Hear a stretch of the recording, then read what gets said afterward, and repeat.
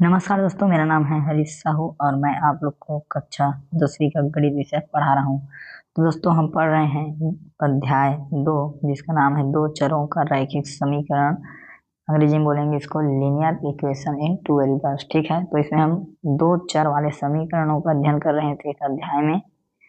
और दोस्तों रैखिक का अर्थ है कि जिसका घात एक रहता है। ठीक है, और दो चर मतलब एक एक्स और एक वाई, दो वेरिएबल। ठीक, टू वेरिएबल। तो दोस्तों इस अध्याय में हम इस अध्याय के सभी टॉपिक को हल करते हुए आगे बढ़ते हुए आए हैं। और दोस्तों हम इस वक्त उदाहरण प्रश्नावली क्रमांक 1 को हल करेंगे। तो चलिए दोस्तों इसको शुरू करते हैं। तो देखिए प्रश्नावली 1 क्या बोल रहा है। तो प्रश्नावली 1 बोलता है, प्रश्न क्रमांक 1, निम्नलिखित कथनों को समीकरण के रूप में लिखिए। ठीक है, तो दोस्तों इसे हमको क्या करना है, समीकरण के रूप में लिखना है। ये जो हमें कथन दिए गए हैं इन सभी को हमें समीकरण के रूप में लिखना है। तो दोस्तों इसके लिए चलिए यहाँ पे हम पहले वाले को लेंगे। तो यहाँ पे हम पहले लिख लेते हैं पहला वाला के लिए। हम देखिए ये बोल रहा है कि एक विद्यालय के क्रिकेट कोच ने, ठीक है, क्रिकेट के खिलाड़ी का कोच है, तो क्रिकेट कोच ने 3 बल्ले और 6 गेंदे 39 रुपए में खरीदी। ठीक है, तो हम यहाँ पे क्या करेंगे कि हम मान लेंगे कि माना बल्ला, जो बल्ला है वो क्या है, एक्स है, और जो गेंद है वो क्या है, वाई है। ठीक है दोस्तों, अब ये बोल रहा है कि प्रश्नानुसार पहली स्थिति में 3 बल्ला और 6 गेंदे का कीमत क्या है, 3900। तो बल्ला हमारा एक्स है, ठीक है, तो 3 बल्ला 3 एक्स हो गया, गेंद हमारा वाई है, वाई का कीमत, वाई कितना है, 6 वाई है, इसका कीमत क्या है, 3900। ठीक है दोस्तों, तो इस प्रकार ये आपका क्या हुआ, एक समीकरण बन गया। ठीक है, एक कथन का। ठीक है, कि 3 बल्ले और 6 गेंद की कीमत 3900 रुपये, ये एक हो गया। अब दूसरा बोल रहा है कि एक बल्ला और 2 गेंदे की कीमत 1300 रुपये में खरीदी। एक बल्ला और 2 गेंद, ठीक है, तो बल्ला हमारा है एक्स और गेंद हमारा है वाई, तो 2 वाई। ठीक है, एक बल्ला और 2 गेंदे 1300 रुपये में। ठीक है दोस्तों, तो इस प्रकार से ये आपका दो समीकरण बनेगा। ठीक है, दो कथन दिए गए थे, ठीक है, और दोनों कथन का क्या बन गया, दो समीकरण बन गया। ठीक है दोस्तों, तो इस प्रकार से आपका ये पहला वाला कथन हो गया। अब इसे नोट कर लेंगे। अब चलिए दोस्तों हम दूसरा को करेंगे। देखिए दूसरा क्या बोलता है। दूसरा हमारा बोल रहा है कि दो संख्याओं का योग 16 है तथा उनका अंतर 8 है। ठीक है, तो दो संख्या, तो यहाँ पे हम दूसरे वाले को बना रहे हैं तो दूसरा लिखेंगे। यहाँ पे हम मानेंगे, ठीक है, दो संख्या, तो माना पहली संख्या x है, ठीक है, और दूसरी संख्या हमने क्या मान लिया, y। पहली संख्या x है और दूसरी संख्या क्या है, y। अब प्रश्न अनुसार क्या है, दोनों संख्याओं का योग 16 है, ठीक है, और अंतर क्या है, 8 है। तो दोनों संख्या को जब हम जोड़ेंगे तो क्या मिलेगा, हमको 16 मिलेगा। ठीक है, और जब एक में दूसरे को जब घटाएंगे, इन दोनों का अंतर, ठीक है, अंतर, दोनों संख्या का अंतर, अंतर मतलब क्या है, ऋण का चिन्ह, ये आप याद रख लीजिए। ठीक है दोस्तों, तो दोनों संख्या का अंतर क्या है, 8 है। ठीक, तो ये इस प्रकार से आपका ये एक और ये दो समीकरण बन गए। ठीक है, दो कथन के, कि पहली संख्या, दोनों संख्याओं का योग 16 है और दोनों संख्याओं का अंतर 8 है। ठीक है दोस्तों, अब चलिए तीसरा को हल करते हैं। तो तीसरा क्या बोलता है, देखिए आप, तीसरा बोल रहा है कि एक फल की दुकान पर 2 किलोग्राम सेब, 2 किलोग्राम सेब और 1 किलोग्राम अंगूर का मूल्य कितना है, 160 रुपये। तो कोई फल का दुकान है, ठीक है, तो यहाँ पर तीसरा है ये, तो यहाँ पे हम मानेंगे कि माना उस फल की दुकान में जो सेब है, ठीक है, वो क्या है, एक्स है, ठीक है, और जो अंगूर है दोस्तों उसको हम लोग मान लेंगे वाई। ठीक है, अब ये बोल रहा है कि 2 किलोग्राम सेब तो 2 एक्स हो गया, और 1 किलोग्राम अंगूर तो 1 वाई हो गया, इसका कीमत कितना है, 160 रुपये। तो ये आपका क्या हो गया, एक समीकरण बन गया। ठीक है, और दूसरा कथन में बोलता है कि उसी दुकान पर 4 किलोग्राम सेब और 2 किलोग्राम अंगूर का मूल्य 300 रुपये है। तो 4 किलोग्राम सेब और 3 किलोग्राम अंगूर 2 किलोग्राम अंगूर का मूल्य कितना है? 300 रुपये। ठीक है, ये आपका दूसरा समीकरण बन गया। आप चाहें तो इसे वन इस्ट ले सकते हैं 2 को, फिर ये इस प्रकार से लिखाएगा x 2x धन y बराबर 300। इसको छोटा करेंगे और तो आप इसे 2x धन y बराबर 300 में 2 का भाग जाएगा तो 2x धन y बराबर 150। इसे छोटा रूप में भी लिख सकते हैं। वैसे मुख्य रूप से ये आपके 2 समीकरण हैं। ठीक है दोस्तों, आगे बढ़ते हैं।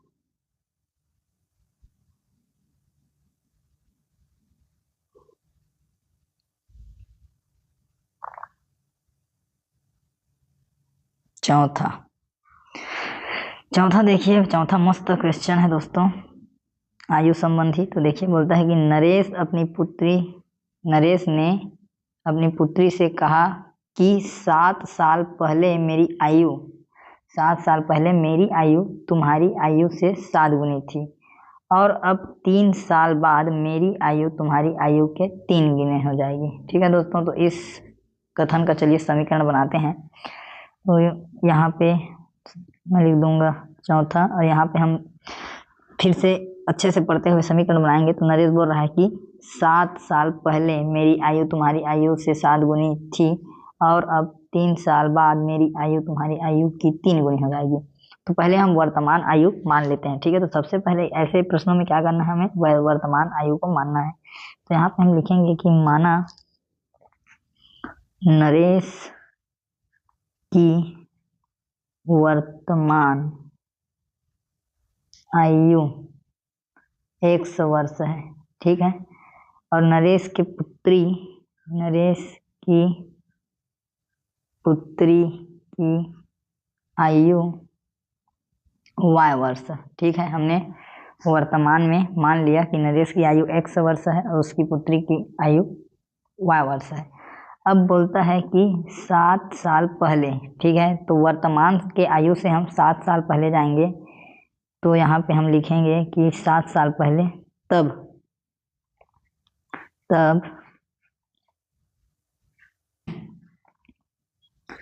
7 साल पहले नरेश की आयु।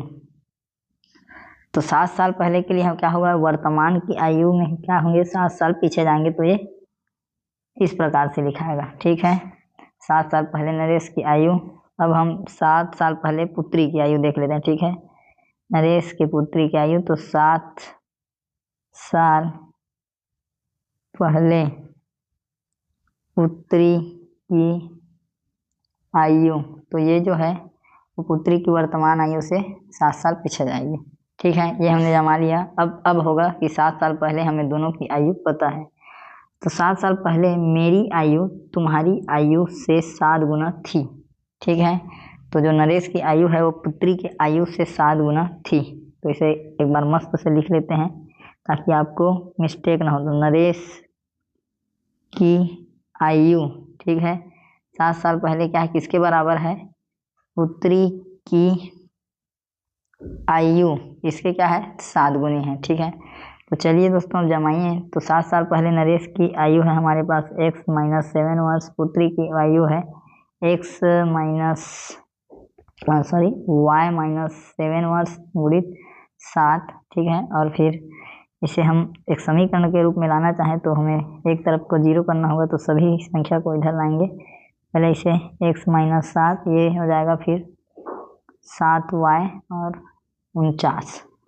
उसके बाद हम इसे इधर लेके आएंगे, पक्षांतर करेंगे तो x माइनस 7, फिर ये माइनस 7y और फिर ये हो जाएगा 49 बराबर 0। उसके बाद जो जुड़ रहा है उसे जोड़ेंगे तो x माइनस 7y और ये जो ऋण 7 है और ये धन 49 है, क्योंकि ये यहाँ पे ऋण है तो इधर आके धन हो जाएगा।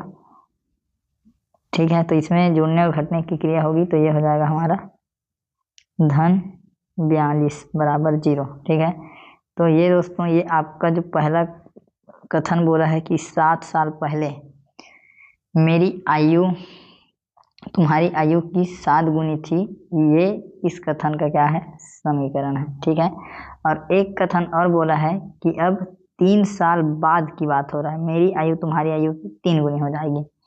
ठीक है, तो यहाँ पे फिर यहाँ पे लिखेंगे अब हम क्या करेंगे, 3 साल बाद नरेश की आयु और उसकी पुत्री की आयु को लिखेंगे, है ना। तो अब 3 साल बाद 3 साल बाद तो 3 साल बाद नरेश की आयु कितनी होगी, तो जो आज की आयु 1 माने उससे 3 अधिक होगी। ठीक है, और जो उसके पुत्री की आयु होगी वो वर्तमान से जो y माने उससे 3 वर्ष अधिक होगी। ठीक है, अब 3 वर्ष बाद हमें दोनों का आयु मिल गया। अब नरेश बोलता है कि 3 वर्ष बाद मेरी आयु जो है वो तुम्हारी आयु के 3 गुनी हो जाएगी। ठीक है, तो जो नरेश की आयु है वो 3 साल बाद क्या हो जाएगी, 3 गुना हो जाएगी पुत्री की आयु के। इसे आप जमाइए, यहाँ पे आप नरेश की आयु 3 साल बाद क्या मिला हमें, 1 से धन 3, और ये 3 गुना पुत्री की आयु क्या है 3 साल बाद, y धन 3। ठीक है, 1 से धन 3, उसके बाद ये हो जाएगा 3y फिर धन 9। फिर दोस्तों सबको एक तरफ लाएंगे तो 1 से धन 3 माइनस 3y माइनस 9 बराबर ये हो जाएगा हमारा 0, और इसके बाद यहाँ से x ऋण 3y और ये 3 और ये 9, तो ऋण बड़ा है तो बड़ा का चिन्ह लगेगा तो ऋण 6 आएगा। ठीक है दोस्तों, तो ये जो है आपका जो दूसरा कथन है कि 3 साल बाद, ठीक है, मेरी आयु तुम्हारी आयु के 3 गुनी हो जाएगी, ये उसका समीकरण है। ठीक है दोस्तों, तो इस प्रकार ये क्या है आपका जो चौथा प्रश्न है ये हल हो गया। अब हम आगे 5वां प्रश्न को हल करेंगे। दोस्तों ये 5वां प्रश्न, इसे चलिए हल करते हैं। तो यह एक व्यक्ति घर से कार्यालय तक जाने के लिए 90 किलोमीटर की दूरी तय करता है। इसके लिए वह ट्रेन और टैक्सी का उपयोग करता है। व्यक्ति द्वारा टैक्सी से तय की गई दूरी ट्रेन की तय की गई दूरी के 2 गुनी है। ठीक है, तो यहाँ पे इसे थोड़ा सा डायग्राम के हिसाब से समझ लेते हैं तो ज़्यादा आपको समझ आएगा। ठीक है, ये व्यक्ति है, इसको जाना है कार्यालय। ठीक है, अब इसके पास 2 ऑप्शन है कि ये कुछ दूर टैक्सी से जाएगा और फिर ये ट्रेन से जाएगा। ठीक है, तो पहले ये टैक्सी से जाता है, टोटल डिस्टेंस तो कितना है हमारा 90 किलोमीटर है। ठीक है, पहले ये टैक्सी से जाता है। यह व्यक्ति द्वारा टैक्सी से तय की गई दूरी ट्रेन से तय की गई दूरी की 2 गुनी है। ठीक है, तो पहले टैक्सी से जाता है। ठीक है, तो यहाँ से लेके यहाँ तक ये किससे गया, टैक्सी से गया, और ये वाला हिस्सा से कहाँ गया, ट्रेन गया। अब यहाँ पे हम सिंपल सा मान लेंगे कि माना टैक्सी द्वारा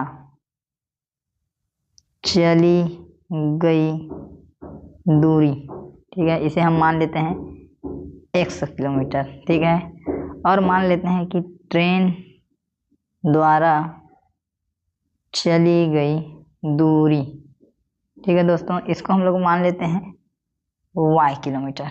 ठीक है, अब प्रश्न बोल रहा है, ठीक है, या प्रश्न के अनुसार कि जो टैक्सी द्वारा चली गई दूरी है, जो टैक्सी द्वारा चली गई दूरी है वो 2 गुना है ट्रेन द्वारा चली गई दूरी के।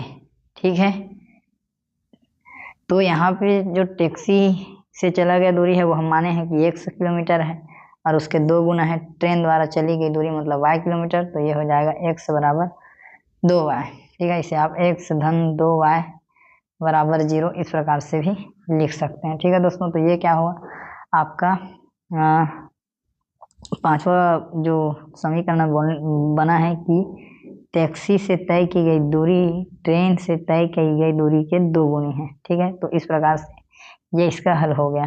ठीक दोस्तों, अब हम लोग थोड़ा सा और देखेंगे जो हमारे दिया हुआ है। ठीक है दोस्तों, हमें ये जो प्रश्नावली क्रमांक 1 है इसका दूसरा प्रश्न इस प्रकार से है, इसे मैं आपको बुक से ही समझा देता हूँ। तो ये हमें ग्राफ दिया है और इसमें हमें बताना है, प्रश्न बोल ही रहा है कि निम्नलिखित समीकरणों के आलेख चित्रों को देखकर उसके हल के बारे में पता करें।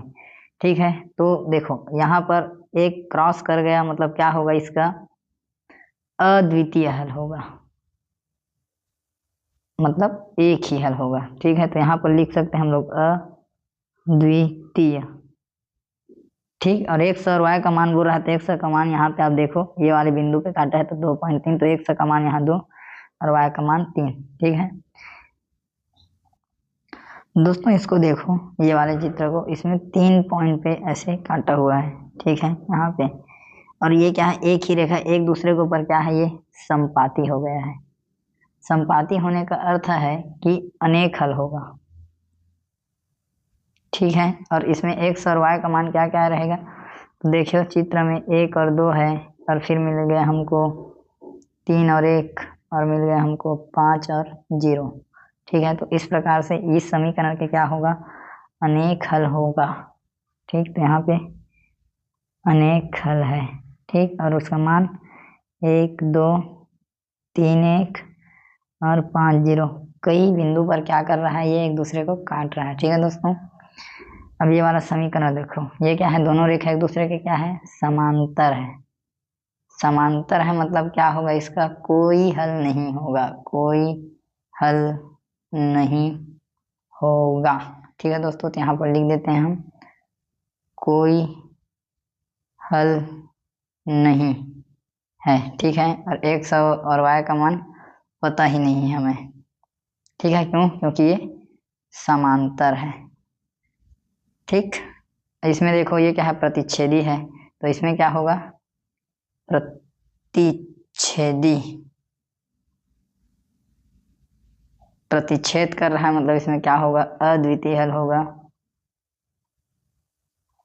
अद्वितीय हल। ठीक है, यहाँ पे लिख देना आप, अद्वितीय हल होगा, और 100 और y का मान, तो 100 का मान जो है वो हमें मिलेगा, यहाँ से हम देखेंगे तो हमको समझ आ जाएगा, ये ऋण 1 है और y का मान हमको मिलेगा 2।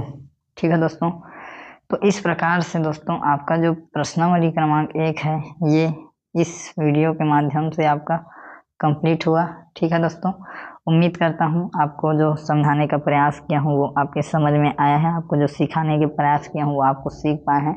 तो ठीक है दोस्तों, मिलेंगे नेक्स्ट वीडियो में, तब तक के लिए जय हिंद, वंदे मातरम। वीडियो को देखने के लिए आपका बहुत बहुत धन्यवाद दोस्तों। चैनल को सब्सक्राइब कर दीजिएगा, वीडियो को लाइक कर दीजिएगा, और ज़्यादा से ज़्यादा दोस्तों गरीब तक शेयर कर दीजिएगा। ठीक है दोस्तों, मिलेंगे नेक्स्ट वीडियो में, जय हिंद, वंदे मातरम।